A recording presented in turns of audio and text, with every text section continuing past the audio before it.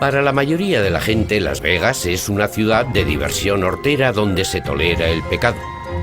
Más de 30 millones de peregrinos visitan todos los años esta meca de neón. Pero para algunos observadores, Las Vegas es algo más que el patio de recreo de Estados Unidos. Es la capital en la sombra del país, la ciudad en la que quedan al descubierto los sueños de Estados Unidos. Si analizamos la evolución de Las Vegas en la segunda mitad del siglo XX, observaremos un reflejo oscuro y con frecuencia ominoso y turbador de lo que ocurrió en el resto del país. Las Vegas siempre ha roto todos los pronósticos. Esta tierra demostró ser el lugar adecuado para aquellos hombres que necesitaban establecer una capital global distinta. Jamás hubiera sido construida de no haber sido por la mafia y el dinero de la mafia. ¿Seguimos ahí o hemos progresado? ¿Hemos superado ya el pasado? En una investigación sin precedentes sobre la historia de Las Vegas, Sally Denton y Roger Morris han descubierto una ciudad influyente que pocos de nosotros podríamos reconocer. Uno puede decir, lo hemos pasado bien en Las Vegas porque nosotros no somos así. Vamos allí y luego la olvidamos, cuando de hecho todo eso forma parte de la psique norteamericana. A veces las luces más brillantes son las que arrojan sombras más oscuras. La historia secreta de Las Vegas la escribió el dinero y fue sometida por el poder. Pero su historia es un libro abierto, si es que sabemos leer entre líneas. La historia de Las Vegas no es la historia de una ciudad, es la historia de toda una civilización.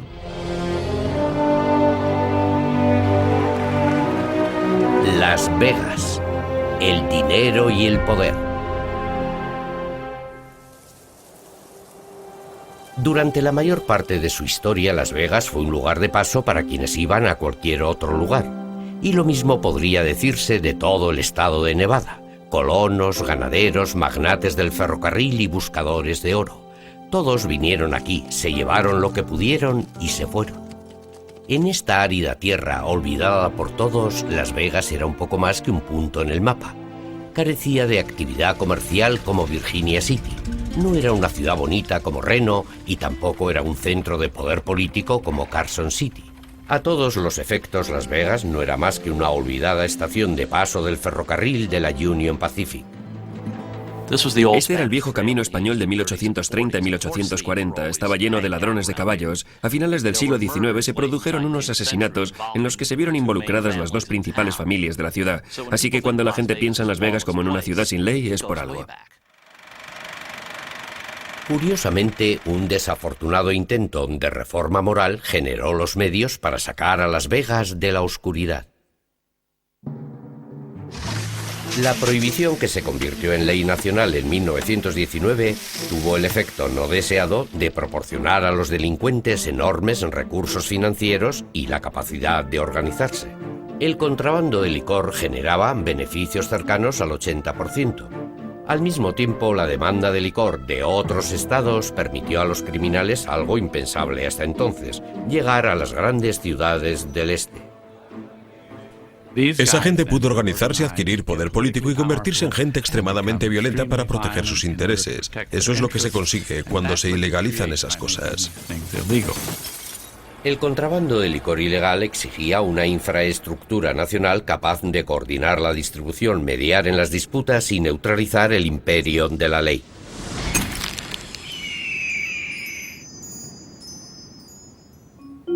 Se considera que fue Meyer Lansky quien introdujo la noción de organización en el crimen organizado. Pero Lansky hizo algo más que eso. Lansky concibió la red de corrupción y compromisos mutuos que cementaría para siempre la asociación entre la sociedad legal y el AMPA. Lansky previó acertadamente cuál era el futuro del crimen organizado, que era convertirse en una fuerza criminal invisible capaz de entremezclarse perfectamente con la sociedad normal. Ese era su juego: corromper a la policía, corromper a los políticos, conseguir información comprometida sobre los políticos y las personas que mandan en la sociedad. Lansky fue también clarividente en otros aspectos. Él era judío y formó sociedad con Lucky Luciano, que era italiano.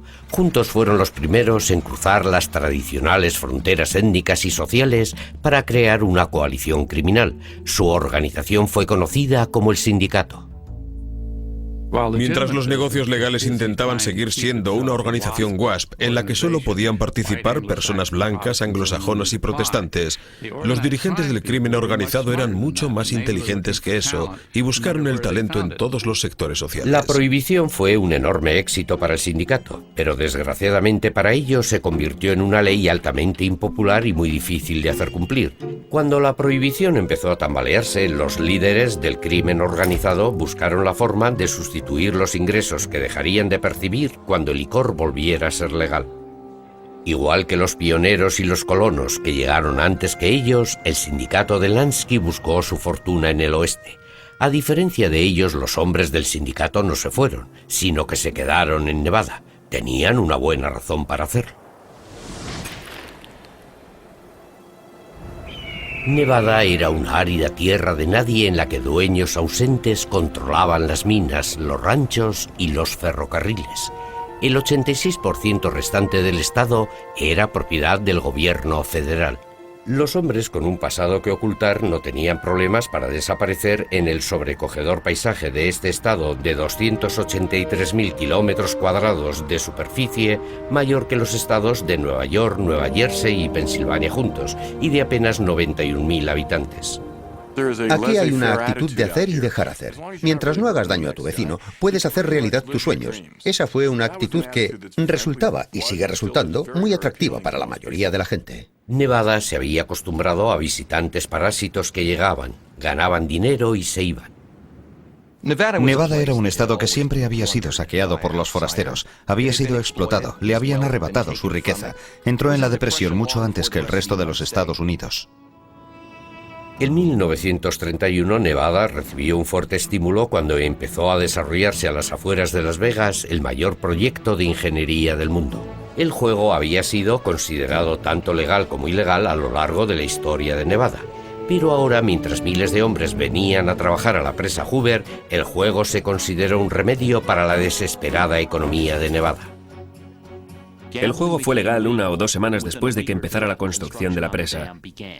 Empezaron a abrirse pequeñas casas de juego en la calle Fremont. Eran locales muy pequeños, la mayoría con el suelo cubierto de serrín.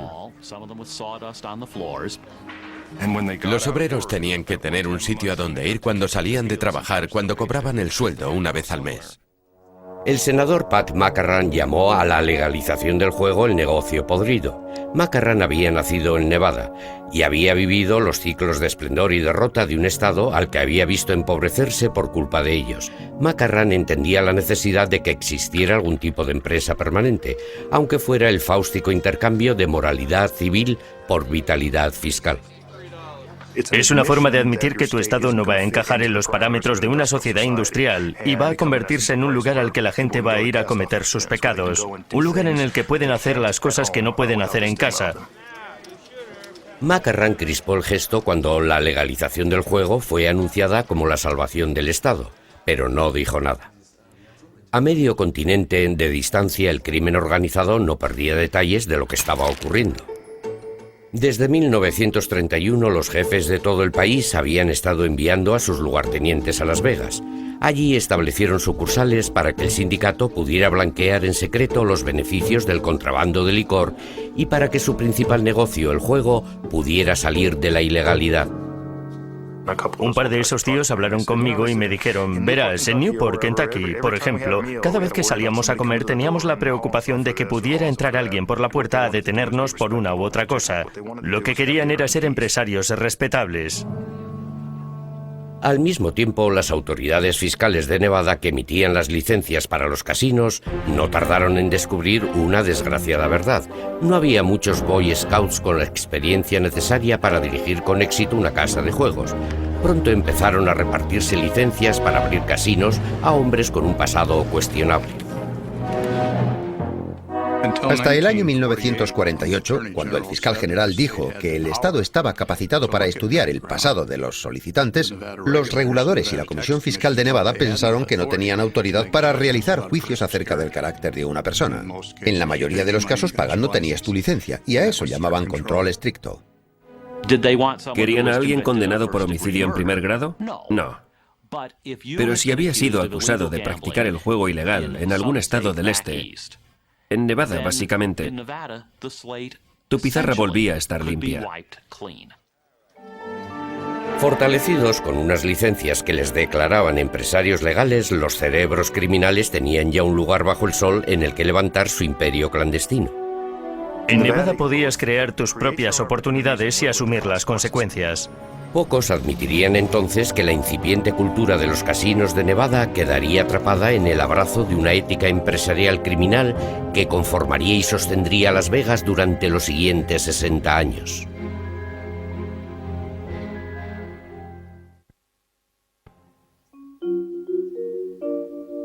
Bugsy Siegel es el nombre que está en boca de todos al hablar de la leyenda de Las Vegas, pero con frecuencia se exagera la reputación del gángster de Nueva York como padre de la moderna Las Vegas. Los primeros gángsters que llegaron a Las Vegas en los años 40 por la sofocante autopista de Los Ángeles creyeron llegar a una sucursal del infierno. Para ellos era una especie de exilio. La leyenda dice que Benjamin Bugsy Siegel inventó el Hotel Flamingo durante un viaje a Las Vegas a principios de los años 40. De hecho, Meyer Lansky y él se introdujeron en el negocio cuando el propietario original del hotel en obras, el editor del Hollywood Reporter, Billy Wilkerson, tuvo algunos problemas económicos. Pero fueron las características peculiares de Siegel, su extraña idea de lo que era elegante, su arrogancia, su impetuosidad, las que hicieron que Las Vegas se convirtiera en lo que es. La imaginación de Bugsy Siegel le convirtió en el arquitecto del estilo de Las Vegas, pero fue el olfato empresarial de Meyer Lansky y la diplomacia de Lampa lo que construyó el imperio que estaba detrás de la fachada. Tenía reputación de ser muy inteligente y de hacer gala de una cierta honradez. Así que cuando las familias de Lampa tenían disputas entre ellos, cuando tenían conflictos, se presentaban ante Meyer y él impedía que los leones se despedazaran mutuamente. Y lo que era aún más importante, era escrupulosamente honrado con sus socios. Por eso pudo levantar el imperio que levantó. Mucha de esta gente es honrada en sus empresas. Algunos no lo son, pero la mayoría sí. No porque lo sean de corazón, sino porque saben que si no lo son, morirán. Hasta la llegada de Bugsy Lansky, las propiedades de Las Vegas eran poco más que moteles rústicos y sus casinos casas de juego malamente acondicionadas. Pero Meyer Lansky vio el Flamingo como algo mucho más que un local de juego. Para él el casino era el lugar perfecto para blanquear dinero bajo el disfraz de una empresa legal. Tenían un próspero negocio de tráfico de drogas que empezaron a importar de México cuando la Segunda Guerra Mundial bloqueó las habituales rutas de suministro de Asia. Estaban generando un beneficio enorme en todo tipo de mercados negros y actividades legales. El blanqueo de dinero era muy importante para Lansky y sus socios, sobre todo en el Flamingo. A pesar de su fastuosa inauguración, el fabuloso Flamingo de Bugsy fracasó. Sus socios le acusaron de engañarles y en cuestión de semanas el galán de Lampa fue asesinado. Curiosamente, 3 meses después del asesinato de Bugsy, el Flamingo se convirtió en un ave fénix. Cuando el Flamingo demostró que era rentable, y fue necesaria la primera OPA hostil de la historia de Las Vegas para demostrarlo, quedó claro que el crimen organizado podía ganar mucho dinero en Las Vegas. Puede que Lansky y Siegel sean los arquetipos, pero no todos los hombres que le siguieron fueron neoyorquinos bien trajeados y de buenas maneras.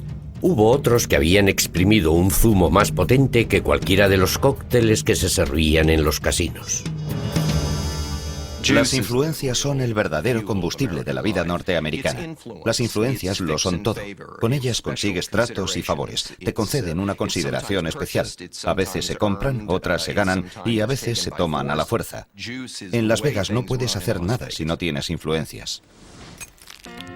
Benny Binion era un asesino que dirigía el juego ilegal en Dallas y que nunca perdió sus modales de cowboy.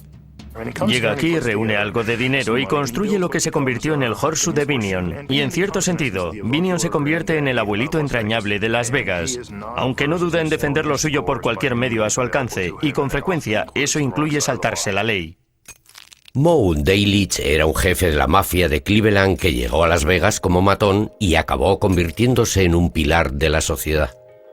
Moe Dalitch es un tipo fascinante, un maravilloso personaje de Las Vegas que venía precedido de una mala reputación en Cleveland y Detroit. Se dedicó al contrabando de licor y se encaraba con quienes le echaban en cara su pasado. Yo vendía licor, ¿acaso tu abuelo no lo bebía? Creo que aún se intenta ocultar debajo de la alfombra parte de esa historia.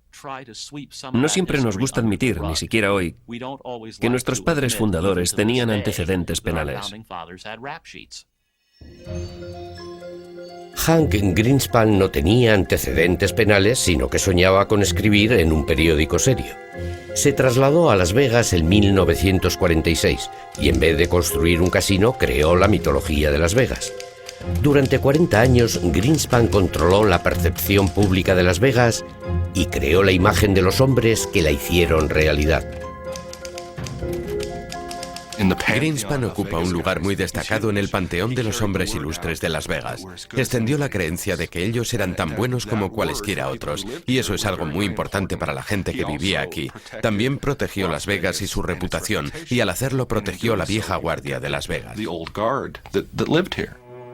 Greenspan no era un mafioso, pero hay quien asegura que estuvo muy próximo a la mafia. Poco después de llegar a Las Vegas, Greenspan se embarcó en una peligrosa campaña para introducir armas de contrabando en el emergente estado de Israel. Eso le convirtió en héroe, pero se rumorea que también se ganó un amigo importante, alguien que también proporcionó armas a los sionistas. No sé si mi padre llegó a conocer a Meyer Lansky. No me sorprendería que lo hubiera conocido y tampoco me extrañaría que no. No hay duda de que en Estados Unidos la operación fue secreta, pero estaba orgulloso de lo que hizo. Fue su medalla al valor y lo hizo una y otra vez a lo largo de su vida. Tras un primer periodo en el que ejerció de relaciones públicas para Bugsy Siegel en el Flamingo, Greenspan convirtió una publicación semanal barata dedicada al entretenimiento en un diario de peso, el Las Vegas Sun. Lo más asombroso de Hank Greenspan es que él fue uno de los pocos directores de periódicos de Estados Unidos que se atrevió a desafiar a Joe McCarthy desde el principio, y creo que eso dice mucho a su favor. Greenspan y su periódico se hicieron famosos por tomar partido en algunos conflictos políticos muy controvertidos, pero los escritores Sally Denton y Roger Morris aseguran que desde el inicio la voz editorial del Sun estaba influida por los hombres que dirigían la ciudad y más tarde por los propios intereses de Greenspan. Hank Greenspan fue la voz de aquellos que no tenían voz. El problema con Hank es que el lector de su periódico nunca sabía si estaba siendo sincera y genuinamente honrado cuando escribía un artículo, o si lo estaba escribiendo para defender sus propios intereses. A veces la gente habla de mi padre y le alaba por sus maravillosas, apasionadas y compasivas tomas de posición en cuestiones de tipo moral. Y por otra parte, le acusan de vender su política editorial a los intereses de la mafia. Y eso es absoluta y completamente incierto. Pero él es también un hombre de negocios, un editor que intenta sacar adelante un periódico que genere beneficios, lo que significa que va a aceptar la publicidad de los locales de la mafia. Y es que era imposible no tener tratos con ellos en la comunidad. ¿Es Hank el amigo de la mafia que fue relaciones públicas de Bugsy Siegel, tanto en sentido estricto como metafórico? ¿O es el hombre que suministró armas a Israel? Hank era ambas cosas, tenía su lado luminoso y su lado oscuro. Binion, Dalitch, Greenspan y otros hombres como ellos tenían influencia que alimentaría durante décadas tanto el desarrollo como la degradación de Las Vegas. La realidad es que para eso se necesitaba verdadera visión. Olvidémonos del volcán en Strip o de los espectáculos de piratas. Eso no es nada comparado con imaginarnos a un tío conduciendo sobre una carretera de tierra que piensa: esto tiene muy buena pinta, creo que voy a construir 500 habitaciones aquí y arriesgar la vida, porque si la operación no salía bien, quizá tuviera que pagar con su vida. A finales de los años 40 ya estaba escrito el manual de instrucciones para operar en Las Vegas. Era un manual secreto de compromisos, alianzas y sobornos que unía los intereses de la mafia con los agentes sociales del mundo legal. En los años 50, Las Vegas hizo caja gracias a la prosperidad que experimentaron las clases acomodadas norteamericanas después de la guerra. Lo que hizo cambiar a Las Vegas de una forma radical durante finales de los años 40 y la década de los 50 fueron los espectáculos. Los hombres de la mafia tenían raíces europeas, eran urbanos y tenían conexiones con todo tipo de industrias, entre ellas las del entretenimiento y la música. Un fin de semana en Las Vegas ofrecía al estadounidense medio la oportunidad de jugar a ser malo durante 1 o 2 noches. Los expertos gurús de las relaciones públicas sabían cómo hacer publicidad de Las Vegas. Los fotógrafos te fotografiaban recogiendo las ganancias obtenidas en las tragaperras con una preciosa corista a tu lado. Y enviaban la fotografía al periódico de tu pueblo para que todos los vecinos dijeran: «¡Wow! Joe ganó en las tragaperras y alternó con una corista. Vamos a Las Vegas». El desierto experimentó un gran boom, pero Las Vegas no tardó en ser alcanzada por una explosión de una naturaleza muy diferente. En 1951, el conocimiento científico estadounidense se alió con la obsesión por la seguridad nacional que había en tiempos de la Guerra Fría, en una rápida ceremonia que tuvo lugar en el desierto de Nevada. Nevada tenía una larga historia de aceptar lo inaceptable y se pensó que sería el único lugar de Estados Unidos en el que una prueba nuclear no provocaría una revuelta. En el periodo de 12 años comprendido entre 1951 y 1963, detonaron 126 bombas nucleares, a veces a solo 150 kilómetros de Las Vegas. Los patrióticos ciudadanos aceptaron las promesas de seguridad del gobierno federal y se embolsaron el dinero. Pero esto demostró ser otro negocio podrido con un precio especialmente trágico. Jugaron de forma imprudente con la vida de miles de personas y corrieron riesgos innecesarios en su afán por defender el país. Al no quedarles otra opción que aceptar las explosiones, los padres de la ciudad decidieron considerar las bombas como otro juego de luces del strip. Solo Las Vegas podría haber obtenido rendimiento comercial de una bomba atómica. Y lo hicimos muy bien. Tenemos una Miss Explosión Atómica, tenemos un concurso de belleza, tenemos un peinado atómico, tenemos bailes atómicos, tenemos un cóctel atómico y de pronto el champiñón nuclear se convierte en el símbolo de Las Vegas. Y no tardó en caer más lluvia radioactiva sobre el desierto. La vigilancia ejercida por el gobierno no era contaminante, pero tenía el potencial de ser igual de tóxica para los hombres que construyeron Las Vegas.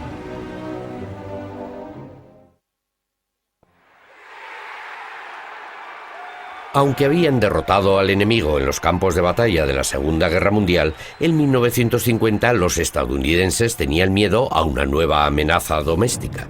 El senador Joseph McCarthy lanzó la cruzada anticomunista que fue ganando impulso político cuando los primeros aldabonazos de la Guerra Fría empezaron a resonar en Estados Unidos. Su nombre llegó a hacerse muy popular en el país. Al mismo tiempo, un ambicioso senador de Tennessee llamado Estes Kefauver empezó a buscar otro enemigo interior.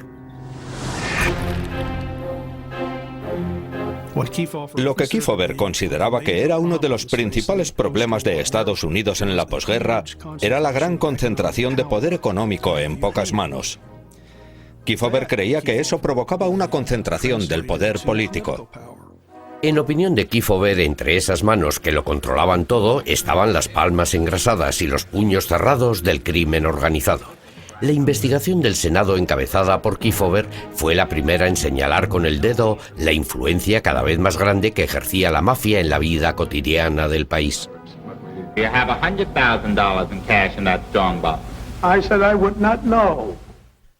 A todo el mundo que vio en la televisión esa especie de obra de teatro escenificada en el Congreso, le quedó claro que estos hombres estaban corrompidos y que, de hecho, eran lo que Kefauver sugería que eran. Eran criminales que comparecían tal como eran ante las cámaras de televisión. La comisión expuso el hecho de que la mafia se apropiaba, blanqueaba y luego empleaba en otras empresas legales e ilegales el dinero procedente del juego ilegal. Esa práctica se conoció con el nombre de reblanqueo. El chiste era que en los viejos tiempos la mafia tenía una fórmula: 3 para la casa, 1 para el gobierno y otra para los muchachos. En las ciudades de Estados Unidos en las que estaba prohibido el juego, el reblanqueo era solo una parte del plan de la mafia. Pero en Las Vegas, donde el juego era legal, el reblanqueo era el plan en sí mismo. Sí, pero no quiero hablar de ello. Hay cosas que no se divulgan. Se dedicaban al reblanqueo, sí. Contaban el dinero y los 6 tíos más importantes se lo llevaban. Y había un tío, Jimmy Ojos Azules, que solía venir al Sands. Jimmy era el hombre de Mayer. Cogía el dinero, se montaba en un avión y se lo llevaba a Florida. Se reblanqueaba tanto dinero que, de hecho, Nevada nunca recibió su parte de los increíbles beneficios que generaban los casinos. La investigación de Kefauver sugería que el estado de Nevada no atendía a su obligación de regular y vigilar a los supuestos hombres de negocios legales que dirigían la industria del juego. Por algún motivo, cuando se investigaban los antecedentes de las personas que solicitaban una licencia, no quedaban reflejados los delitos cometidos en otros estados. Y esas personas disponían ahora de una licencia para dirigir una casa de juego en el estado de Nevada. El hecho es que los políticos de este estado llevaban mucho tiempo casados con la subcultura del juego. Los políticos de Nevada se comprometieron a poner su casa en orden por miedo a verse sometidos a la temida intervención federal, pero ese compromiso no pudo impedir las respuestas evasivas y el silencio que caracterizó a la mayoría de testimonios expuestos ante la comisión. Lo que vio el público durante las sesiones de la comisión Kefauver fue una sucesión de hombres de aspecto bastante desagradable, pero bien trajeados, que se subían al estrado y pedían el amparo de la Quinta Enmienda una y otra vez.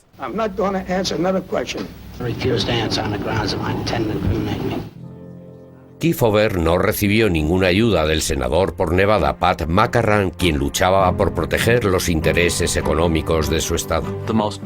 El político más influyente de Nevada era Pat McCarran. ¿Iba el senador McCarran a tolerar la destrucción de una importante industria de su estado? Nunca. ¿Tenía poder para impedir esa destrucción? Sí. ¿Significaba también eso que los fondos para la campaña de McCarran aumentarían en consecuencia gracias al apoyo de tipos como Daylich y de los tipos que dirigían el Thunderbird y el Greenbaum en el Flamingo? Sí. Esa era su influencia, exacto. Todo el mundo podía ser comprado, cariño. Dicen que el dinero habla y que la mierda camina. La investigación arrojó luz sobre lo que Kefauver llamaba la alianza entre gánsteres, jugadores y el gobierno. Su informe contenía una afirmación impactante. En 1950, el 10% del Producto Interior Bruto de Estados Unidos estaba controlado por el crimen organizado. El dinero, advertía Kefauver, es poder. Y él estaba convencido de que el crimen organizado seguiría adquiriendo poder, acumulando poder, a menos que alguien lo impidiese. Kefauver sugirió también de forma profética y clarividente que el crimen organizado estaba a punto de borrar la línea entre lo que la gente consideraría normalmente un delito.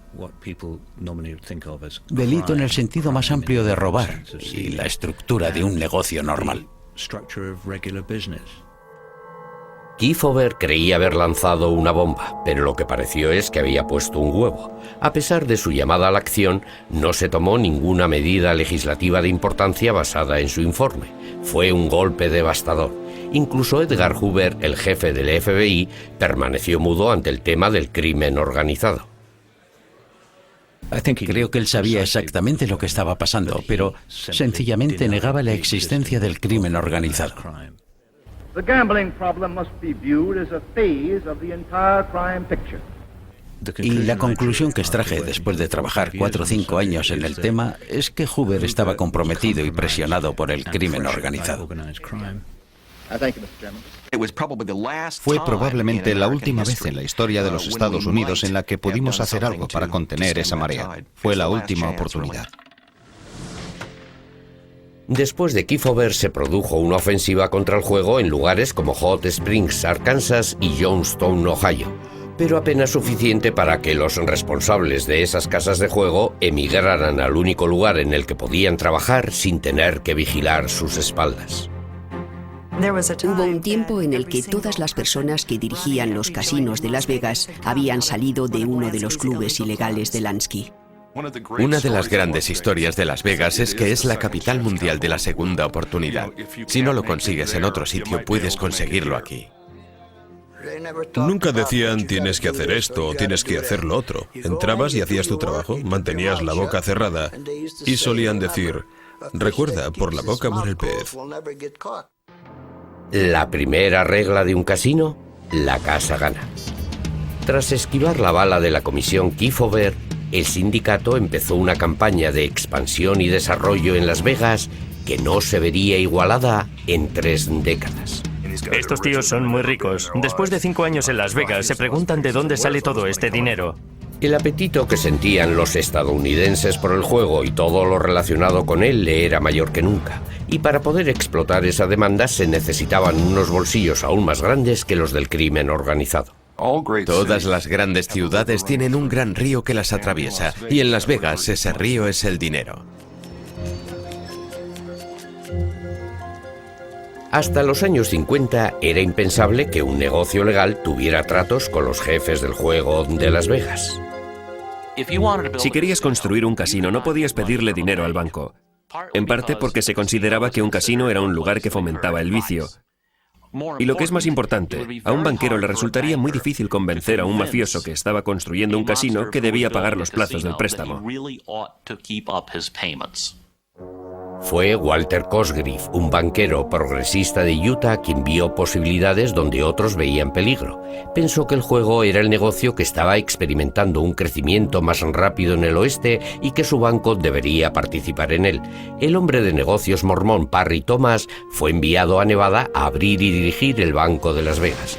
Thomas autorizaba los préstamos en base al posible éxito financiero de la empresa en vez de basarse en el pedigrí social o empresarial del solicitante. Los llamaba préstamos personales y solía decir que el apretón de manos de un mafioso era al menos tan bueno como el de cualquier otra persona y era al menos tan bueno como un contrato escrito. Bueno, los mafiosos sabían lo que era un contrato. El voto de confianza de Parry Thomas le hizo ganarse la reputación de ser el banquero de las casas de juego. Los dueños de los casinos dejaron de lado la competencia y las disputas por el territorio para asegurarse de que nadie dejaba de pagar su crédito. Si un casino tenía problemas, Parry se aseguraba de que los otros clientes se unieran para pagar el préstamo del casino que estaba en dificultades. Y nadie quería fallarle a Parry Thomas. Nadie quería fallarle al Banco de Las Vegas porque era la gallina de los huevos de oro para todo el mundo. Los activos del Banco de Las Vegas crecieron un 64% en sus 2 primeros años de funcionamiento, un éxito sin precedentes en el sector bancario. Por primera vez, los inversores legales podían mezclar su dinero limpio con el dinero sucio del crimen organizado sin temor a ser descubiertos. Sin él hubiera sido inimaginable la expansión de la mafia en los años 50 y 60. El capitalismo norteamericano se convirtió en socio empresarial del crimen organizado en la construcción de Las Vegas. El acuerdo encabezado por Parry Thomas serviría para difuminar la diferencia entre lo que estaba manejado por la mafia y lo que no. Era una frontera que resultaba cada vez más difícil de diferenciar, puesto que se había descubierto que prácticamente todo tenía un precio en Estados Unidos, incluso el cargo más importante del país. Y en Las Vegas siempre había alguien dispuesto, deseoso y en condiciones de pagar ese precio.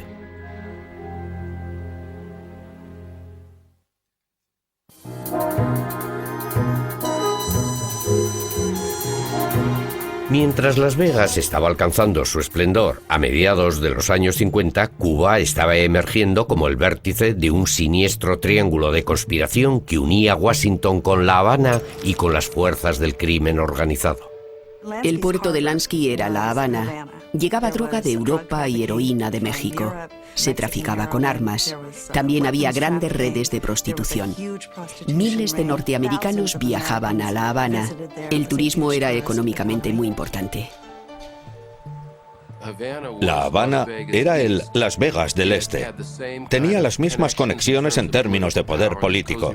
Existía una estrecha relación entre la mafia, la burocracia estadounidense, en este caso la Embajada de Estados Unidos, y el régimen del país, el régimen de Batista. Bajo el control de Fulgencio Batista, Cuba era una sucursal corrupta de los empresarios estadounidenses, el crimen organizado y el gobierno de Estados Unidos. Meyer Lansky y 2 de sus colegas vigilaban de cerca esta compleja situación. Santo traficante era un varón de la droga cubano-estadounidense, el llamado Padrino de Tampa, Florida. Johnny Roselli era un camaleón capaz de adoptar el papel exigido por cada situación. Fue a Chicago, ciudad de la que él aseguraba ser originario, y entró en un cementerio a buscar nombres. Y encontró el nombre de Roselli en una tumba. Y de ahí salió su nombre, Johnny Roselli. Su único interés en esta vida era reinventarse una y otra vez. Trabajó de asesino para Capone. En Hollywood se convirtió en productor, entre comillas, para poder extorsionar a los estudios y controlar a los sindicatos. Luego fue lugarteniente de Bugsy Siegel, aquí en Las Vegas, hasta que surgió el nuevo Frente de Cuba. Y allí fue Roselli, no como jefe, sino en calidad de hombre que podía hacer prácticamente cualquier cosa. Los intereses empresariales estadounidenses se veían constantemente amenazados por el mismo régimen que ellos apoyaban. Así que el gobierno de Estados Unidos acabó confiando en una organización tan despiadada como el régimen cubano, la mafia, para intentar mantener el equilibrio. Fue una especie de ojo por ojo, diente por diente, que funcionó durante algún tiempo, hasta que en 1959 Fidel Castro hizo saltar por los aires el viejo orden de corrupción y cooperación. Castro hizo en La Habana lo que la mafia siempre ha tenido miedo de que ocurra en Nevada, que el gobierno nacionalice y se haga con el control de las empresas. Castro dijo, habrá juego sí, pero lo controlaré yo, lo controlará el gobierno. Cuando cayó Batista, los mafiosos abandonaron La Habana con destino a Estados Unidos con trajes hechos especialmente para transportar el dinero, porque no querían que se lo quitara Castro. Y así es como llegaron a Las Vegas con todo ese dinero. Pero Fidel Castro no solo hizo salir de estampida a la mafia. En una de las decisiones que más repercusión han tenido en la historia de Estados Unidos, en 1959 el presidente Eisenhower consideró el asesinato por encargo como un elemento más de su política exterior. La CIA hace correr la voz y pregunta, ¿quién es el mejor hombre de Lampa para encargarse de este trabajo? Y 3 fuentes distintas responden que el hombre capaz de organizarlo todo sin que nadie tenga que mancharse las manos es John Roselli. El complot para asesinar a Fidel Castro sellaría definitivamente la alianza entre el AMPA de Las Vegas y el gobierno de Estados Unidos. Naturalmente, la alianza entre la mafia y la CIA se basaba en la exigencia de la CIA de la existencia de una negación verosímil. Obviamente, en su calidad de agencia gubernamental, la CIA tenía sus propios agentes capaces de matar. Es algo que ya habían hecho y que volverían a hacer en el futuro. Pero pensaron con buen criterio que la mafia tenía muy buenas conexiones en La Habana. En una conversación con Sam Gincana, Roselli dijo, vamos a trabajar para el G. Así es como llamaban al gobierno. Vamos a trabajar para el G. Fue en medio de este deteriorado clima político cuando un millonario estadounidense impulsó la carrera de su hijo mayor hacia la presidencia del gobierno. El origen de este impulso, de esta ansia de poder, fue obviamente Joseph Kennedy. Poseía el dinero y la voluntad necesarios, tenía contactos y carecía de escrúpulos. El viejo Joe era un contrabandista de licor que se había hecho rico y cuyos millones habían desinfectado la historia de su familia. El FBI se interesó por él después de la prohibición y reunió un buen expediente. Le gustaba jugar, se le ve a menudo con gángsteres. Algunos de sus mejores amigos tienen conexiones con el AMPA, pero él nunca fue condenado por nada y durante su vida fue conocido simplemente como el embajador, un buen hombre de negocios, fundador de una dinastía. El barniz de respetabilidad de Joe Kennedy desviaba la atención de su amistad con sus compinches del sindicato de Las Vegas. Joe Kennedy sabía que aquellos tipos eran peligrosos, pero también sabía que podían ayudar a su hijo en su ascensión al poder. No creo que le preocupara mucho su reputación. Hay que tener en cuenta que tanto Joe como Jack Kennedy, y hasta cierto punto también Bobby Kennedy, hicieron prácticamente todo lo que les vino en gana. El candidato John Kennedy también se sentía cómodo en Las Vegas, pero por motivos muy distintos. Había 3 megaestrellas: Frank Sinatra, Dean Martin y Sammy Davis Jr., y 2 compañeros menos conocidos, el humorista Joey Bishop y Peter Lawford, cuñado de John Kennedy. Actuaban en el Sands. Sinatra y todos los demás eran clientes preferentes. Podían decirle a un croupier, haz esto o lo otro. Y mantén la boca cerrada si no quieres que te despidan. El Rat Pack representaba una forma muy especial de conexión entre el glamour del mundo del espectáculo y la influencia de Washington. Eran un grupo de actores y cantantes de gran popularidad que se habían hecho amigos, y esto es lo más significativo, a través de Frank Sinatra. Y cuando Sinatra trabó amistad con Jack Kennedy, que era también joven, popular y atractivo, todos congeniaron. En Las Vegas, el senador, como era conocido, podía salir de juerga abiertamente con sus amigos del Rat Pack o citarse en privado con mujeres peligrosas. Todavía hoy se recuerdan las historias, indudablemente adornadas y exageradas, que circularon acerca de las juergas con mujeres que se corrió John Kennedy cuando visitó Las Vegas en Jacqueline en 1960. Se han convertido en una leyenda. Y, naturalmente, mientras estuvo con Sinatra, Kennedy tuvo que conocer a los mafiosos, la gente que rodeaba constantemente a Frank Sinatra. Creo que Jack Kennedy sabía perfectamente con quién se iba de juerga en Las Vegas. Sabía quién era Frank Sinatra. Había leído el informe del FBI. Él sabía que no se estaba relacionando con la Cámara de Comercio de cualquier gran ciudad de los Estados Unidos.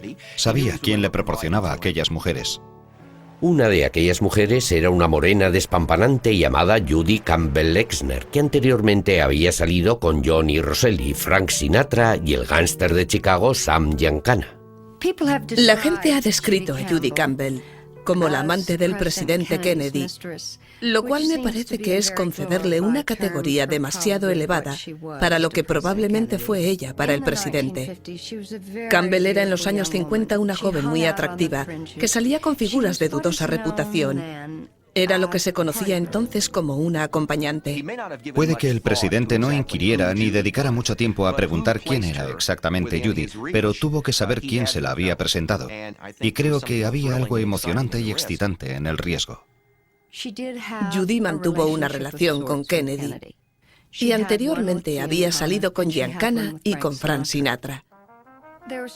No hay duda de que Judy Campbell Exner se había acostado con los dos hombres al mismo tiempo, Kennedy y Giancana.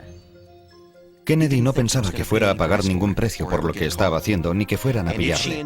Lo irónico del caso es que Judy pudo acabar siendo la amante del presidente y la de sus asesinos. Otro hijo de Kennedy sintió repugnancia por los excesos y por la forma en la que se hacían negocios en Las Vegas. Lo que Bobby Kennedy sabía de Las Vegas no le gustó. Lo veía como el paradigma de la degeneración, en todos los sentidos, desde la mafia y el blanqueo de dinero a la compra de políticos. Bobby odiaba Las Vegas. Como asesor jurídico de la Comisión Federal de Investigación de Negocios Ilegales presidida por John McClellan en los años 50, Bobby Kennedy había conocido el funcionamiento de la maquinaria de la mafia. En 1956 intentó destruir esa maquinaria delante de los ojos de todo el país. Se había embarcado en una cruzada moral. Quería rehacer el mundo. Para él, el mundo estaba conformado por santos y por demonios. Él podía ser un santo y la mafia era el demonio. Bobby era intrépido e incluso un poco temerario. Acosaba a los testigos de la mafia y nunca ocultó su desprecio por sus valores. You're in with every gangster and hoodlum in the United States. I know a lot of people in the You're in United with States. every place that you go. You're associated with the leading gangsters and racketeers in the United States, and it's not so shocking that you should be involved. Sin embargo, la campaña de su hermano se alargaba demasiado en Nevada para ser un estado con solo 3 votos electorales. No podías hacer una campaña desgastando suela y estrechando manos, necesitabas dinero. Lo cierto es que tipos como Sinatra podían relacionar a una persona con gente capaz de donar dinero a su campaña. Si donaban un poco podían tener un poco de influencia, y si donaban mucho es probable que tuvieran mucha más influencia. Como director de la campaña presidencial de Jack en 1960, Bobby tuvo que saber que el dinero salía de alguna parte. Que pudiera aceptar o no la verdad acerca de su origen es otra cuestión. Los brillantes, atractivos y heroicos Kennedy estaban condenados al desastre, a una suerte de revelación, a algún tipo de venganza. Su prometedora carrera política estaba socavada por la arrogancia y el orgullo desmedido. y tenían unas conexiones muy poco aconsejables. Estados Unidos nunca se enteró.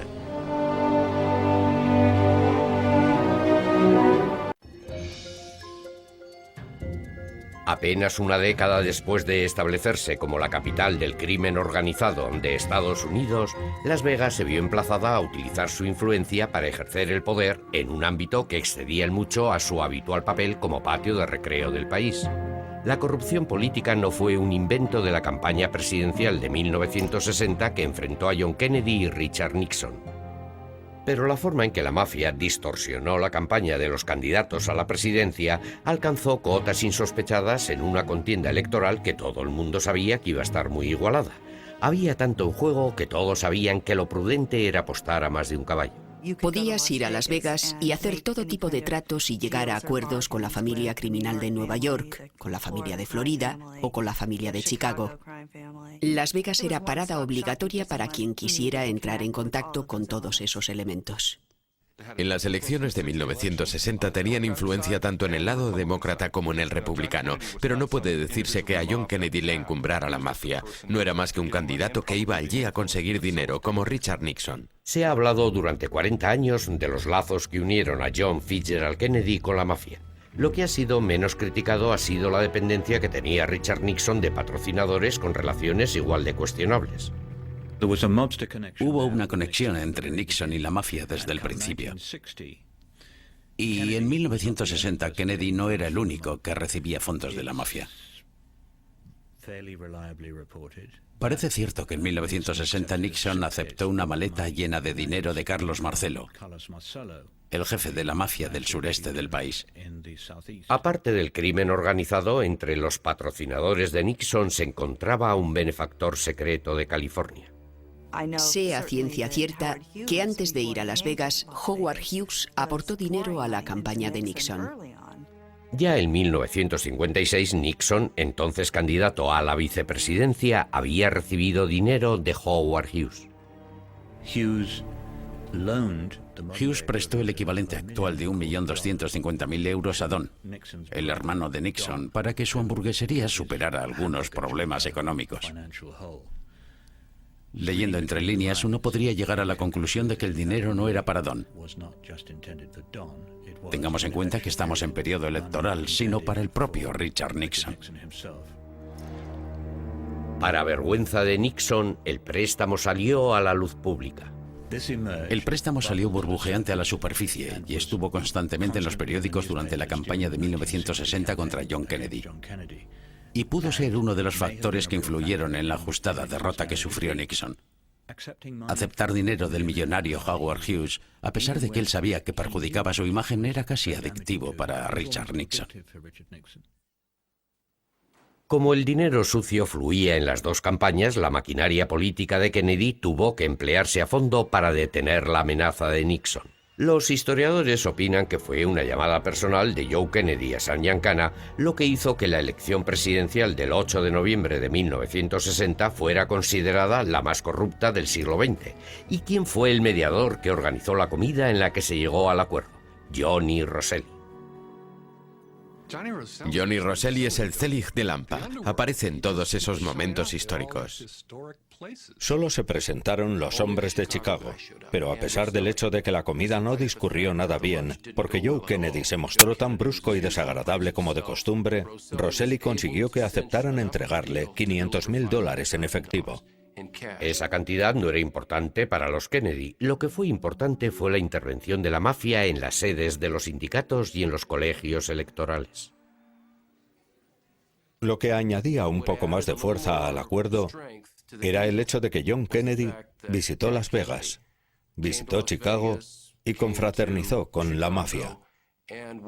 Siguiendo órdenes de Sam Giancana, la parte que se llevaba a la mafia de Chicago a cuenta del reblanqueo de las ganancias de hoteles como el Sahara, el Sands, el Riviera y el Tropicana sirvió para ayudar a Kennedy. Kennedy ganó las elecciones por solo 114.000 votos en un censo electoral de 69 millones de personas. La mafia de Chicago desplegó cerca de 1.100 soldati o soldados de a pie que empujaban a la gente a votar. Cuando analizas los resultados electorales de los colegios de la zona oeste, ves que Kennedy ganó con entre el 90 y el 96% de los votos. Son unos resultados excepcionales para una democracia que no se ven casi nunca. Los republicanos exigieron que se abriera una investigación por lo que algunos llamaron el robo de la presidencia. A partir de las elecciones de 1960, Nixon se convenció de que estaba rodeado por unos enemigos que no se detendrían ante nada. Consideraba que le habían robado las elecciones de 1960 y no le faltaba razón. Una investigación de 1962 sobre esas elecciones demostró que la mayoría de los electores que votaron en la zona oeste de Chicago acudieron al colegio electoral acompañados por otra persona. Y parecía claro que la mafia, Rosselli y Giancana estaban detrás de esos acompañantes. Nixon tragó saliva y reconoció públicamente su ajustada derrota. Pero las lecciones que aprendió en las elecciones de 1960 acrecentaron su obsesión con el juego sucio y los pagos encubiertos. I, John Fitzgerald Kennedy, do solemnly swear that I will faithfully execute the office of President of the United States. Joseph Kennedy insistió en llevar las riendas de la presidencia de su hijo, incluso después de la toma de posesión. Puede que John Fitzgerald Kennedy fuera el líder del mundo libre, pero no era el jefe de su propia familia. John Fitzgerald Kennedy estaba en la base del triángulo. Las dos personas que mandaban de verdad eran, una, su padre, y en segundo lugar, su hermano pequeño, Robert Kennedy.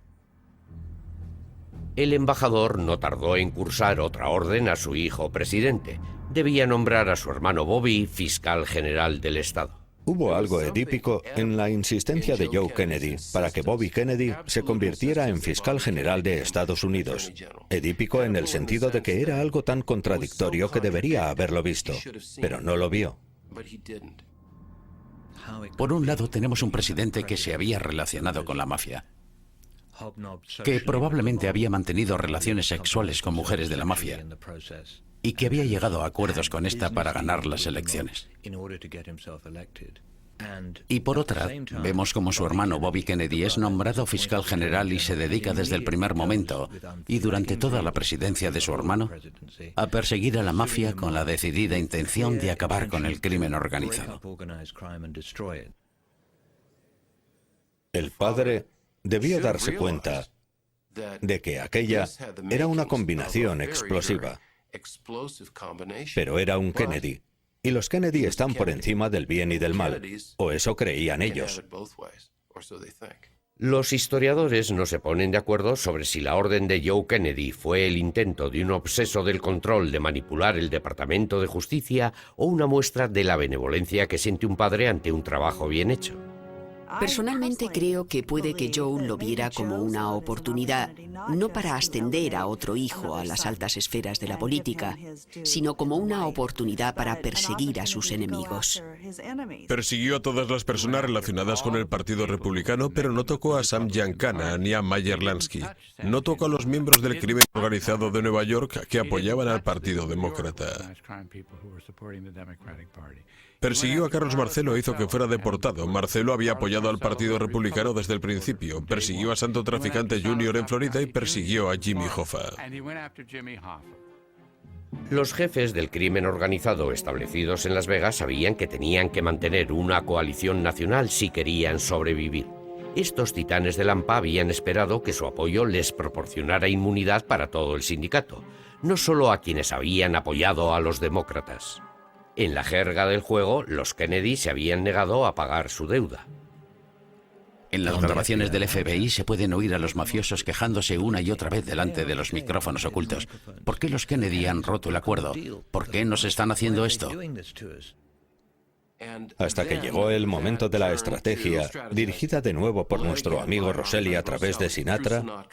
¿Qué podemos hacer al respecto? Y Sinatra se reunió con Bobby Kennedy. Le entregó una hoja de papel por encima del escritorio del fiscal general y le dijo: Bob, estos son mis amigos. Claro que no estoy seguro de que Bobby Kennedy entendiera lo que quería decirle con eso. Y si lo entendió, no le hizo caso. La nueva administración no dispuso de los 100 días de cortesía habituales. El desembarco de Bahía de Cochinos, semanas después de la llegada de John Fitzgerald Kennedy a la presidencia, generó la primera crisis. Tras la debacle, Castro se convirtió en un dolor de cabeza para el joven presidente y en casi una obsesión para el nuevo fiscal general. Se dice que Robert Kennedy dio luz verde a un plan ideado durante la presidencia de Eisenhower y que ahora él volvería a retomar. Bobby Kennedy era consciente de que su insistencia en sacar adelante esa operación significaba necesariamente que la mafia tendría que involucrarse. Y eso tuvo gran importancia cuando se trazó el primer plan para asesinar al presidente Kennedy. Los futuros asesinos que trabajaban a ambos lados de la ley empezaron a diseñar estrategias para eliminar al líder cubano. Mientras tanto, a 3.000 kilómetros de Washington, muchos de los mismos hombres que estaban ayudando a resolver el problema cubano seguían recibiendo semanalmente su parte de Las Vegas. En aquellos días, la sala de recuento del dinero del casino pertenecía a los propietarios del hotel. No había autoridades del juego, ni policías, ni nadie que pudiera controlar el recuento del dinero. De forma predecible, los favores otorgados tenían como resultado el hecho de que las autoridades hicieran la vista gorda. La mafia esperaba ser tratada con consideración por el gobierno. Los mafiosos sienten que los Kennedy les deben una desde las elecciones. Sienten que están en deuda con ellos porque están haciendo algo por el país. Están haciendo algo patriótico. Y sin embargo, Bobby Kennedy se dedica a perseguirles sin descanso. Cada vez se detiene a más y más gente y cada vez se producen más condenas. Desde principios de 1961, el Departamento de Justicia se había embarcado en una agresiva investigación encubierta sobre el desnatado de dinero en los casinos, la verdadera alma del sindicato en Las Vegas. Grabaciones ilegales del FBI demostraron lo que todo el mundo ya sabía. Los jefes de la mafia no tardaron en verse obligados a admitir que sus amigos de Washington les habían engañado. Si eres un policía, un juez, un fiscal, un periodista honrado, puedes hacer lo que quieras contra la mafia que no te harán daño. Pero si eres corrupto, si has aceptado dinero o favores de la mafia y luego intentas ir contra ellos, intentas hacerle daño, te considerarán un traidor. No habría ninguna compensación por los servicios prestados. El acuerdo, si es que existió alguna vez, estaba cancelado.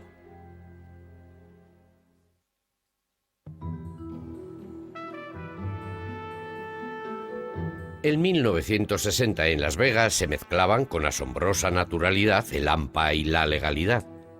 Pero no era el primer lugar en el que matones y ejecutivos trabajaban codo con codo. Anterior a esta moderna Las Vegas, el crimen organizado y los sindicatos obreros compartían una relación simbiótica forjada en las primeras luchas sindicales en Estados Unidos. Ningún sindicato estaba más estrechamente relacionado con el crimen organizado que el del transporte. La relación entre la mafia y los transportistas se hizo más estrecha en los años 30, pero se remonta a los años de la Prohibición. Fue entonces cuando comenzó la relación entre el crimen organizado y los transportistas. En los años 60, Jimmy Hoffa, presidente del sindicato del transporte, era tan conocido como el presidente de Estados Unidos.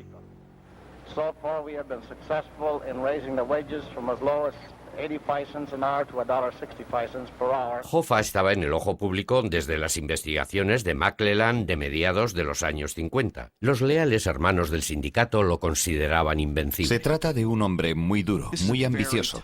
Un hombre que asciende en el sindicato por las bravas, ve el sistema, ve cómo funciona y exige su parte. Quiere una parte del pastel. Lo quiere para sus camioneros. A principios de los 60, el sindicato del transporte se había convertido en una fuerza que todos debían tener en cuenta. Gracias a Hoffa, varios contratos generosos habían empezado a enriquecer el fondo de pensiones del sindicato. Así que pronto, Hoffa y sus lugartenientes diseñaron un plan con el crimen organizado para financiar la segunda fase de la expansión de Las Vegas. Jimmy Hoffa era codicioso y le gustaba el poder. Eso era lo más importante y para él ese plan era una forma de permanecer en el poder. Puede que no mostrara gran entusiasmo ante la idea de ir a Las Vegas a ver un espectáculo o a apostar. Lo que le importaba era el poder que el crimen organizado le ofrecía a cambio de que él les permitiera acceder al fondo de pensiones del sindicato. Invirtieron millones y millones, cientos de millones de dólares en hoteles y casinos de Las Vegas. Pero eran hoteles y casinos cuyos propietarios pertenecían al crimen organizado, gente como Meyer Lansky y Moe Dalitch. Los dirigentes del sindicato del transporte tuvieron su parte de las ganancias, y sus bases sabían que el otro sindicato, el de Lampa, conseguiría para ellos los grandes contratos. El escaparate que ilustró la alianza entre el sindicato del transporte y la mafia fue el Caesar Palace, una orgía arquitectónica en la que se mezclaban el exceso romano con la confianza de Las Vegas, construido con el dinero de $250,000 de transportistas. El sindicato del transporte era el crimen organizado y viceversa. No es que el crimen organizado se hubiera infiltrado en el sindicato del transporte. Ellos eran el sindicato del transporte. El fondo de pensiones del sindicato del transporte fue la primera ola de la marea de dinero que inundaría Las Vegas en la década de los 60. Por primera vez empezó a llegar el dinero de Wall Street.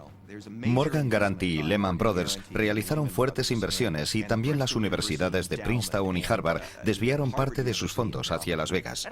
No creo que nadie que invirtiera $1 en esa ciudad fuera un ingenuo o ignorara quién dirigía la ciudad, con qué objetivos la dirigía o quién se beneficiaba de todo aquello. Las Vegas ofrecía unos márgenes de ganancia 5 veces mayores que los de los negocios tradicionales, lo que la convertía en una oportunidad de inversión irresistible. A los padres de la ciudad les gustaba mencionar la financiación por parte de Moe Dalitch del Hospital Sunrise como ejemplo de que los antiguos gángsters podían convertirse en ciudadanos respetables. Los viejos gángsters estaban deseando ser aceptados. Llevaban tanto tiempo sintiéndose excluidos de la sociedad en tantas ciudades de Estados Unidos que cuando llegaron a Las Vegas, pronto se dieron cuenta de que lo único que tenían que hacer era dejar caer un poco de dinero de sus bolsillos para satisfacer a sus habitantes. Pero en Las Vegas nada era lo que parecía, ni siquiera a la hora de hacer obras de caridad. Construyeron el Hospital Sunrise para tener un lugar en el que hacer las entregas de dinero. Uno de los hombres de Chicago llegaba en el avión de la mañana.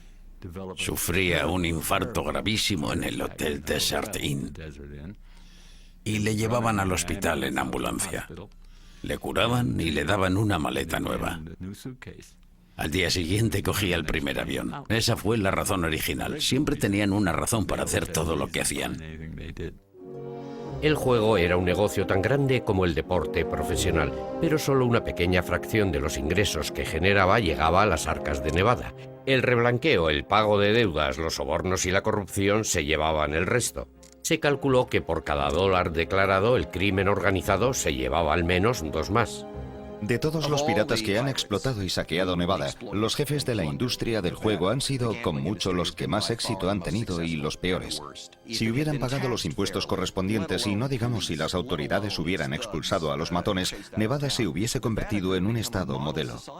En cambio, se convirtió en un lugar muy mediocre con unos servicios irregulares.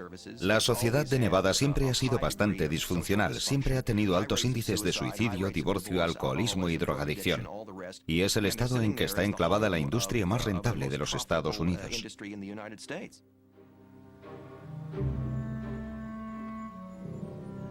Mr. Hoffa, you've got people in Detroit, at least 15 who have police records.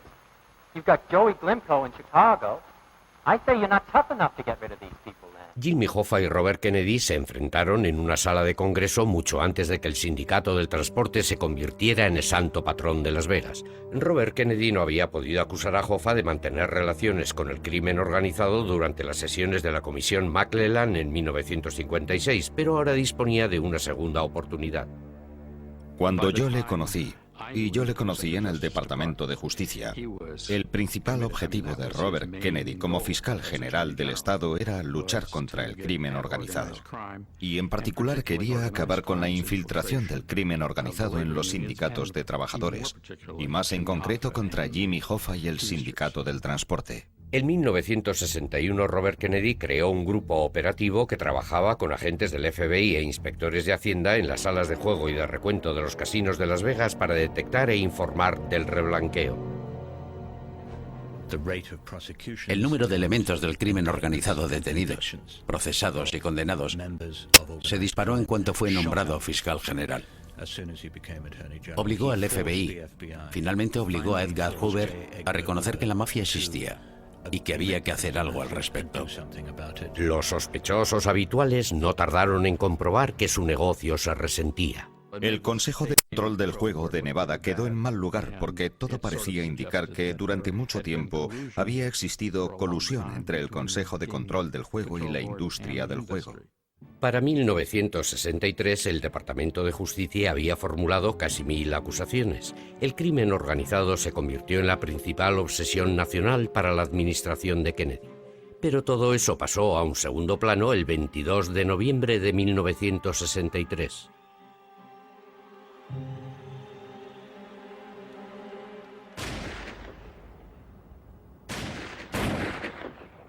Fuera o no la bala de Oswald la que le mató, todo hace indicar que el plan no fue idea suya. Igual que en el negocio del juego, la mafia había encontrado al hombre perfecto para que diera la cara por ellos en esta operación.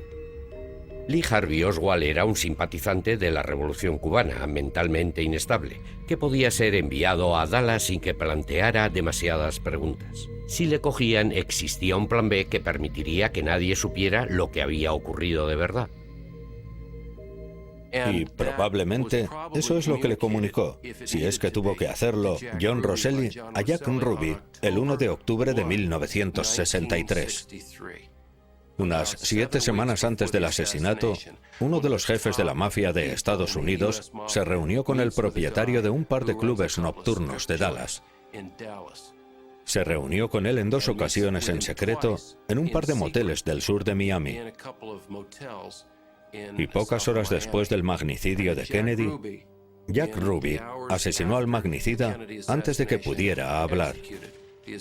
No es necesario saber mucho más. El asesinato del presidente fue la trágica culminación de un acuerdo sucio viciado en origen. John Fitzgerald Kennedy era la víctima, pero son muchos quienes opinan que el objetivo era su hermano Bobby. Cuando nos enteramos de que habían asesinado a John Kennedy, Jimmy Hoffa dijo, ahora Bobby Kennedy es un abogado más. Casi 40 años después, todos los que han investigado los hechos tienen su propia teoría de lo que ocurrió en Dallas y por qué, pero dejando de lado su causa, el efecto fue inmediato. Después de que aquella bala atravesara la cabeza de John Kennedy, la lucha contra el crimen organizado decayó casi inmediatamente. En ese sentido, ocurrió justo lo que querían los gángsters. Estaban comprometidos de tantas formas y tan profundamente que de una forma u otra todas las miradas se dirigieron a Las Vegas. El compromiso comenzó con la colusión entre la CIA y la mafia en los intentos de asesinato de Castro. Estaban comprometidos debido a las elecciones de 1960. Y creo que ese compromiso persiguió a Bobby después de la muerte de su hermano porque no sabía exactamente cuál de sus pecados le había costado la vida. Poco antes de que le asesinaran a él mismo en 1968, Robert Kennedy recordó el asesinato de su hermano. Realizó una observación escalofriante cuando dijo: «Descubrí algo que no sabía. Descubrí que mi mundo no era el mundo real». Puede que descubriera demasiado tarde cómo funcionaban las cosas en la capital en la sombra de Estados Unidos, y que ningún hombre era más grande que el juego.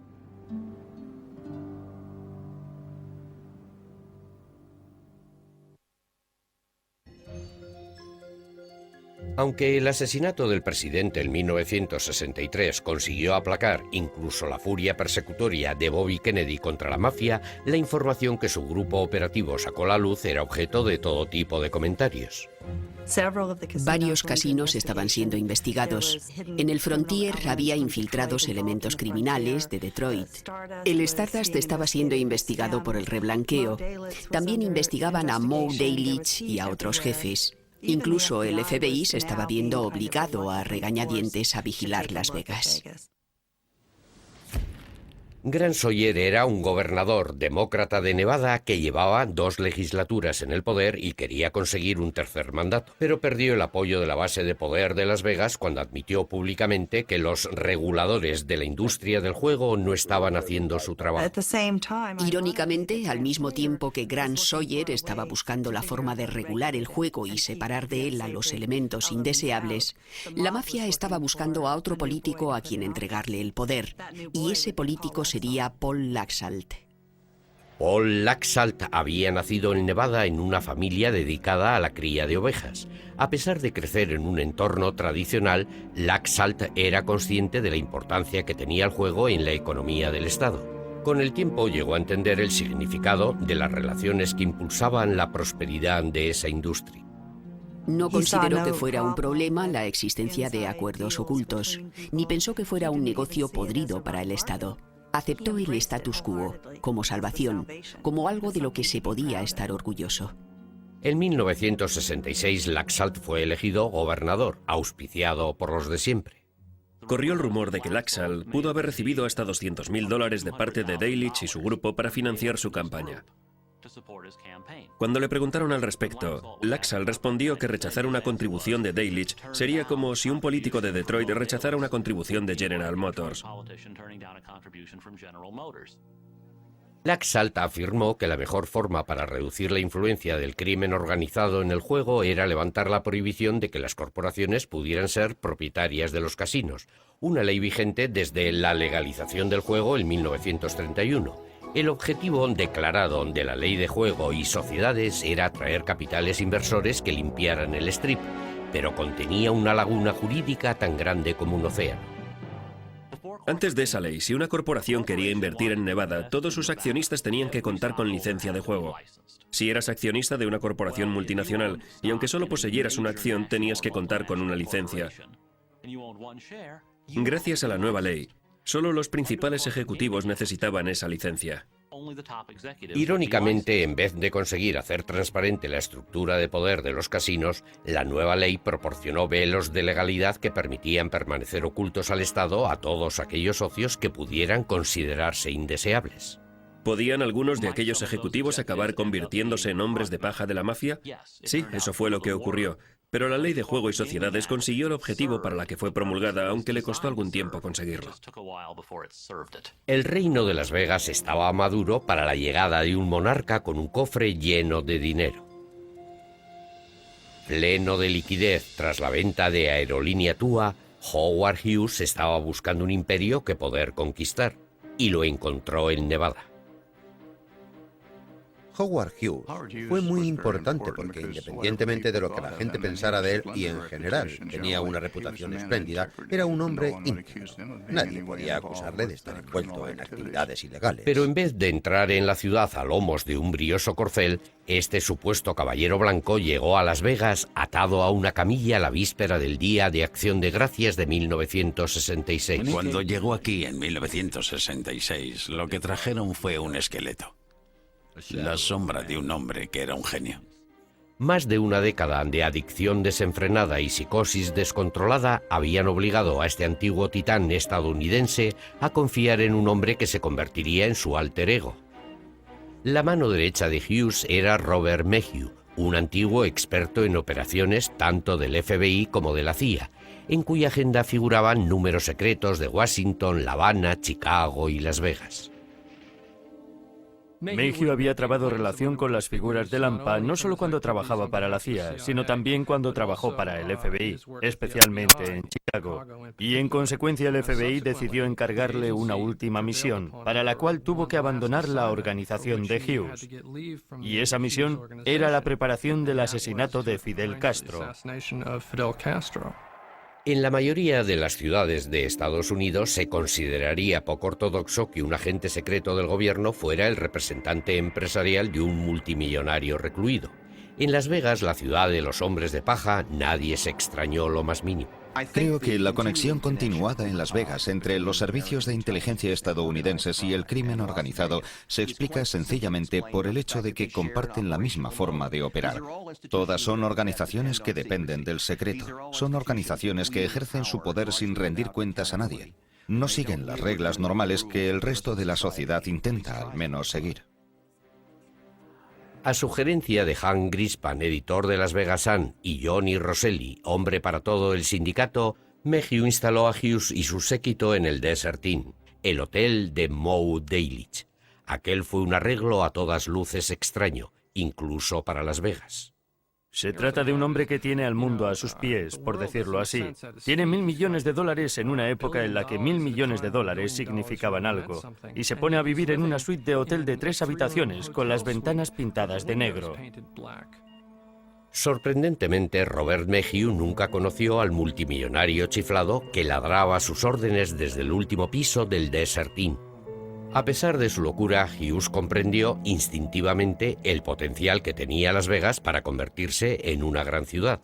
Sabía que había terreno abundante y barato, sopesó la inversión y trazó su plan maestro para Las Vegas en un bloc de notas amarillo. Creo que Howard Hughes quería ser el emperador de Nevada. Quería comprar, poseer y controlar todas las partes de Nevada que pudiera, desde políticos en funciones a los ganchos que trabajaban en las mesas de dados. El dominio de Hughes sobre Las Vegas empezó con un insulto. Varias semanas después de su estancia en el Desert Inn, la dirección pidió al séquito de Hughes que abandonara el hotel. Un poco antes de Año Nuevo, Moe Daylich llamó a mi padre y le dijo que aquel tío tenía que marcharse. Ese tío no sale nunca de su habitación y su gente es muy vulgar. Ni juegan ni dejan propinas. Necesito sus habitaciones para los buenos clientes. Dile que se vaya de la ciudad. Y mi padre hizo los preparativos para que se trasladara a otro hotel. Y entonces, en el transcurso de una conversación, no sé quién, pero alguien le preguntó, ¿por qué no compras el hotel? Y le gustó la idea. Y compraron el Desert Inn.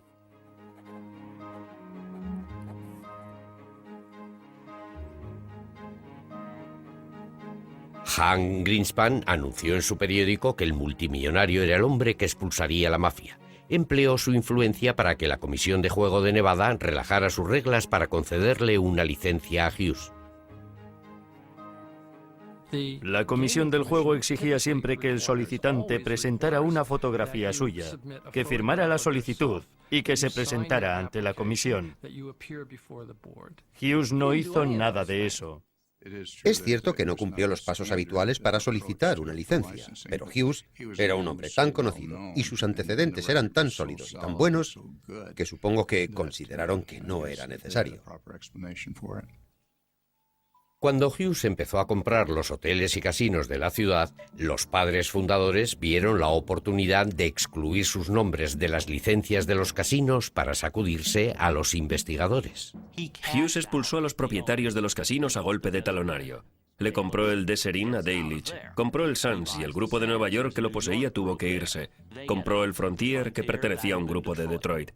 Aunque tras la venta de los casinos las huellas dactilares del sindicato desaparecieron de los títulos de propiedad, sus manos no desaparecieron de las cajas de recaudación. ¿Hughes un empresario inteligente? Vamos, parece más un hombre de paja de alguien que el hombre que viene a limpiar la ciudad. Me encanta cuando la gente dice que con Hughes llegó una nueva era de legalidad. ¿Quién llegó después de Hughes? En las salas de juego y en las salas en las que se cuenta el dinero siguen muchas de las personas que estaban antes. Y mucha gente te dirá que el reblanqueo y el resto de actividades siguieron igual que antes, incluso con más fuerza. En cuestión de meses, Hughes se apoderó de media docena de casinos propiedad del sindicato. Pero el nuevo jefe tenía que seguir confiando en la vieja guardia para controlar el funcionamiento de las mesas de juego. Parecía repetirse lo que definió la historia de Nevada en los años 30. Una vez más, las únicas personas que sabían cómo dirigir los casinos eran quienes se suponía que tenían que abandonar la ciudad después de que Hughes salvara la industria. Todos decían que era muy inteligente. Era tan inteligente que los mismos tipos que dirigían sus casinos le robaban descaradamente. ¿Es eso un tío listo? Creo que todo es posible en un casino de Las Vegas cuando su propietario, el hombre que pone el dinero, está encerrado en una habitación del último piso con las ventanas pintadas de negro. En cuestión de un año, Hughes controlaba una quinta parte de la actividad económica de una ciudad de 250.000 habitantes. Washington empezó a preocuparse porque un monopolio no parecía mucho mejor que el sindicato. Cuando las voces que se alzaban contra su monopolio se hicieron ensordecedoras, Hughes supo que necesitaba apoyo en Washington, y él sabía cómo conseguirlo. Escribió un memorándum extraordinario en 1968, antes de las elecciones, que decía: Este año estoy decidido a elegir a un presidente a nuestro gusto. Un presidente que esté fuertemente en deuda con nosotros. Como estoy dispuesto a traspasar todos los límites en este sentido, creo que deberíamos seleccionar un candidato y un partido que conozcan los hechos de la vida política. Si seleccionamos a Nixon, continúa, estoy convencido de que él conoce los hechos de la vida. Igual que llevaba décadas haciendo, una vez más, Richard Nixon aceptaba dinero de Hughes y llegaba a un acuerdo de caballeros. La convicción de Hughes de que podía seleccionar a su propio presidente, sumado a la extraña, porque era extraña, adicción de Nixon a aceptar dinero de Hughes, tuvo como resultado la entrega en varias ocasiones de grandes sumas de dinero. Y la fuente de ese dinero era Las Vegas. No debería sorprendernos que cuando Nixon se convirtió en presidente en 1969, la investigación federal sobre el imperio de Hughes en Nevada se relajara y se olvidara. Sin embargo, en 1970 estaba claro que la aventura de Hughes en Las Vegas había sido un fracaso. Despidió a los hombres que le habían llevado a Las Vegas, incluyendo a Rosselli, Greenspan y Mayhew. La víspera del Día de Acción de Gracias de 1970, Hughes abandonó el desierto tal como había llegado, sucio, enfermo e invisible. Querían que fuera un multimillonario glamuroso que saliera con estrellas del cine y dirigiera el mundo. Pero en realidad era un hombre asustado y patético que vivía en la oscuridad porque tenía miedo a la luz. La huida de Hughes creó un vacío en el liderazgo visible de la ciudad que enfrentó a especuladores corporativos, la antigua guardia y una nueva generación de criminales callejeros. Todos luchaban por hacerse con el control de Las Vegas. Durante la mayor parte de su historia moderna, Las Vegas había sido dominada por un estrecho círculo de compinches del sindicato que blanqueaban el dinero de los casinos, lo reblanqueaban y lo enviaban a sus jefes repartidos por distintas ciudades. Después de la retirada de Howard Hughes en 1970, los habitantes de Las Vegas solían decir que la mafia era una reliquia pintoresca de los malos y viejos días. La nueva Las Vegas, decían, era demasiado grande y generaba demasiado dinero para que no fuera un negocio legal. Claro que esa afirmación estaba abierta a debate. Dependiendo a quién preguntes, a qué historiador preguntes o a qué experto de la industria de los casinos, te dirán que la mafia abandonó la ciudad a mediados de los 50, o fue a mediados de los 60, o a mediados de los 70. ¿No fue después de que mataran a Spilatro en el 86? Puedes elegir la época en la que se supone que la mafia abandonó Las Vegas. A mediados de los 70, $1.000 millones pasaban todos los días a través de Las Vegas. Pero ahora ese dinero tenía más posibilidades de terminar en la cuenta de resultados de una corporación que en la caja fuerte de un gángster. Cuando los negocios legales, los llamados negocios legales como el Holiday Inn y la cadena Milton, quisieron instalarse en Las Vegas, se produjo una especie de simbiosis. Pero lo bonito del juego es que las ganancias son tan cuantiosas que las corporaciones pueden sentirse completamente satisfechas con lo que los casinos declaran como beneficios, a pesar de que los casinos siguen quedándose con un 30%. De esa forma, las corporaciones se convierten en parte de la red del crimen organizado sin ser conscientes. Existe la tendencia a pensar que la mafia es una banda de hombres que se llaman Vini y Vito, sentados a una mesa preparando un golpe. Y es cierto que había en el crimen organizado gente así. También había otros que se sentaban en las salas de recuento haciendo cálculos. ¿Les convertía eso en mafiosos? Depende de su grado de implicación.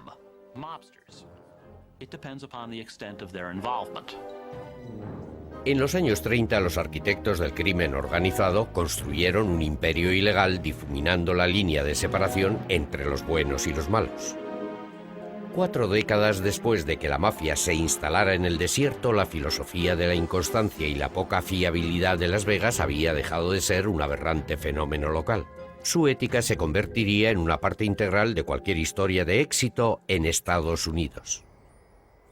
Stephen Wynn, hijo de una trabajadora de bingo de Maryland, formaría la siguiente generación de hombres dispuestos a hacerse con el cetro del poder. Steve es una persona que ha sido un trepa toda su vida, y Las Vegas era un lugar en el que podía poner en práctica algunas de sus ideas. Pertenece al negocio del juego, y hoy se ha reinventado como un hombre que es aficionado al arte y ese tipo de cosas, pero sabe lo que se trae entre manos. Él conoce la industria del juego muy bien. En una ciudad construida sobre una base de relaciones y alianzas personales, lo más importante que hizo Steve Wynn fue con el banquero Parry Thomas. Después de más de 30 años, la influencia de Thomas tenía una solera excepcional. Creo que Parry Thomas vio en Steve Wynn a una figura que podía representar perfectamente a Las Vegas. Brillante, ambicioso, y sí, creo que a Parry Thomas le interesaba pasarle el imperio tal y como estaba a alguien como él. Steve Wynn transformó el Strip. Pasó de ser un bulevar lleno de anónimas habitaciones de hotel y casinos intercambiables entre sí a convertirse en un centro del lujo y el exceso. Una vez más, Las Vegas volvió a construirse con el dinero de otros cuando los bonos basura se convirtieron en las nuevas fichas que se utilizaban en las mesas. Estos arriesgados bonos de alto interés exigían la obtención de grandes beneficios en las inversiones para poder ser cobrados. Pero un encantador de serpientes de Wall Street llamado Michael Milken consiguió que Estados Unidos creyera que todo era posible.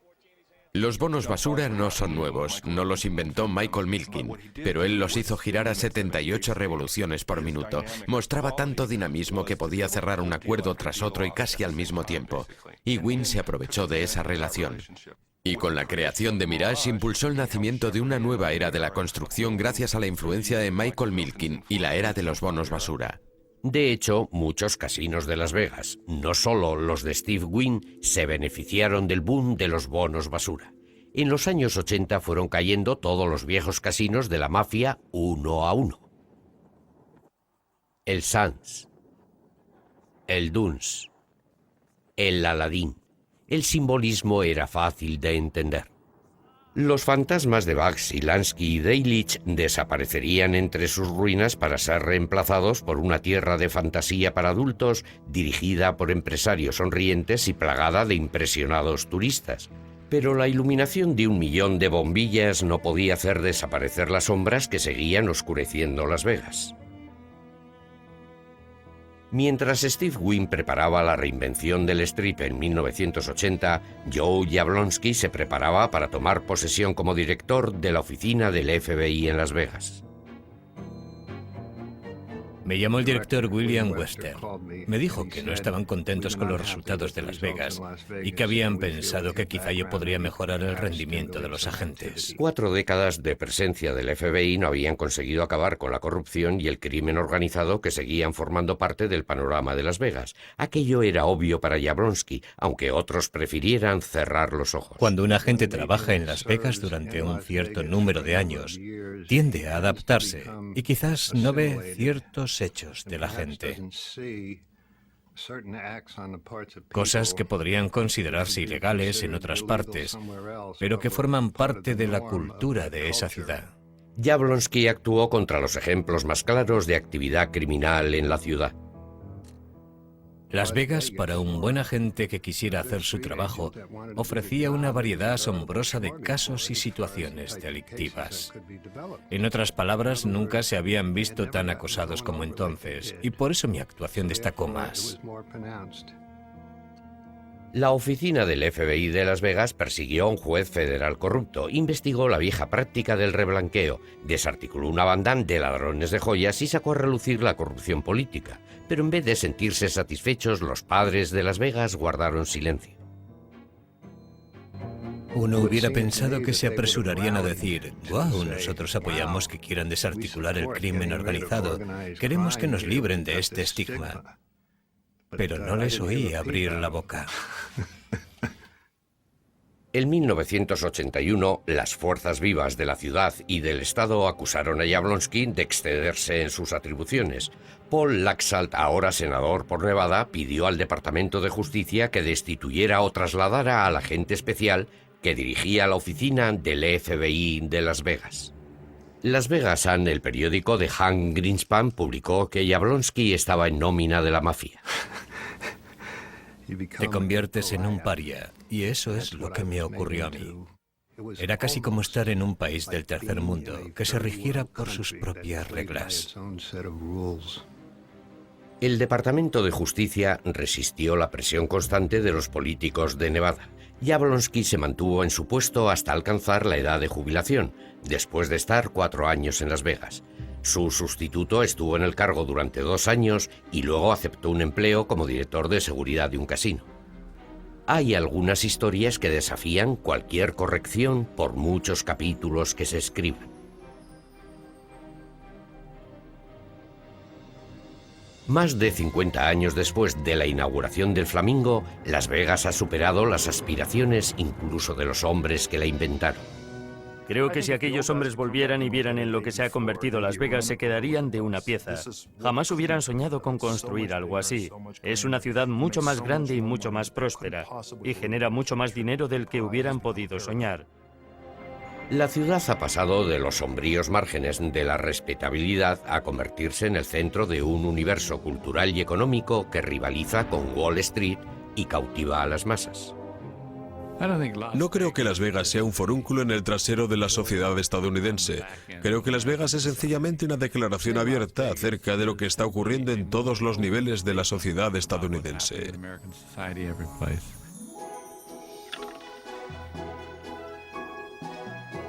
Cuando piensas en dónde podría haber estado Las Vegas, en lo que podría haberse convertido, en la dirección que podríamos haber tomado, y lo comparas con dónde estamos ahora, ahora salimos en la portada de la revista Time como una ciudad que es un ejemplo para Estados Unidos.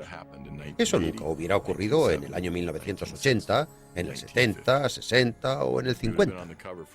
Entonces hubiéramos ocupado la portada por motivos mucho peores. Nadie puede saber qué parte del pasado salvaje de Las Vegas permanece enterrado junto a los hombres que la construyeron. La mafia siempre estará allí donde haya juego. Mientras vivamos habrá un hombre que represente a la mafia, un hombre que recaude el dinero para ellos.